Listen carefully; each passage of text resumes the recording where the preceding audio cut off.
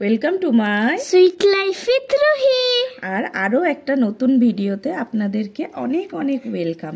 জানি আপনারা সবাই ভালো আছেন আর আমরাও খুব খুব খুব ভালো আছি। চলুন আজকে একটা কেক বানানোর ভিডিও নিয়ে আসলাম।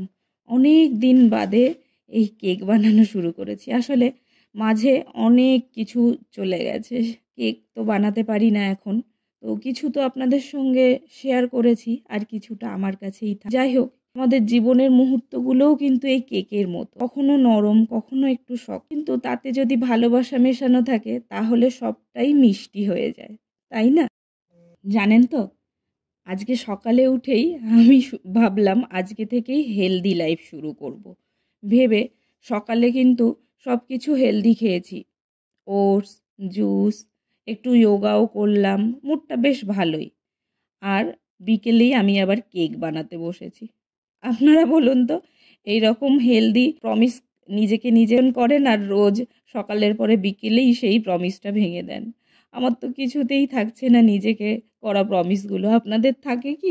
রুহি আরেকটু যখন ছোট ছিল, আমি যেই কেকের ব্যাটার, আর ওর কি হতো, এই ব্যাটার একটু ওকে খেয়ে দেখতেই হবে কেমন হয়ে, মানে শুরু হয়ে যাবে, মা একটু দাও, মুখে দাও। কি যে ভালোবাসতো। এখন অবশ্য সেটা আর করে না, এখন চকলেট খাওয়ার বায়না করে, একটু চকলেট দাও। আর চকলেট দেখলেই ওর তো মাথাটা খারাপ হয়ে যায়।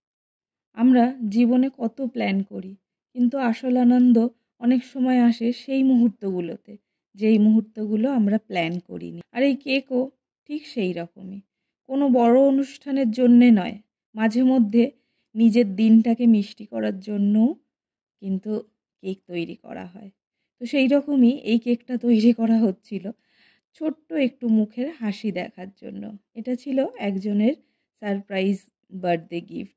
আচ্ছা, আপনাদের একটা ছোট্ট চ্যালেঞ্জ দিই, হ্যাঁ? ভাবুন তো, যদি আপনারা কাউকে সারপ্রাইজ দিতে চান কেক বানিয়ে, আর কেন দিচ্ছেন সেটা তো অবশ্যই বলবেন, আর কাকে দিতে চাইছেন এটা অবশ্যই আমাকে কমেন্টে লিখে জানাবেন।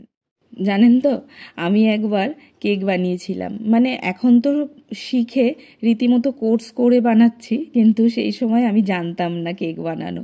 তো বানাতে গেছিলাম সেই কেক, আর নাকি ইট, সেটা আমি জানি না, কেকের বদলে ইট তৈরি হয়ে গেছিল। তবুও সেটা কিন্তু সবাই খেয়েছিল, কারণ এটা তো ভালোবাসা দিয়েই বানানো ছিল না, আর ভালোবাসা দিয়ে বানানো কোনো জিনিসই খারাপ হয় না, তাই না? আমি ভাবি জীবনটা কেকের মতো, তুমি যত ভালোভাবে উপকরণ মেশাবে তত ভালো হবে, কিন্তু কখনো একটু বাড়তি চিনি বা এক চিমটি হাসি মিশে গেলে সেটাই হয়ে যায় পারফেক্ট।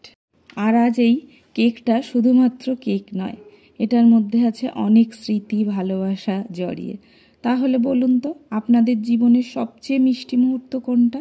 কমেন্টে অবশ্যই শেয়ার করুন, যেটা পড়ে সবাই হাসতে পারে। আর আজকের ভিডিওটা এখানেই শেষ করছি।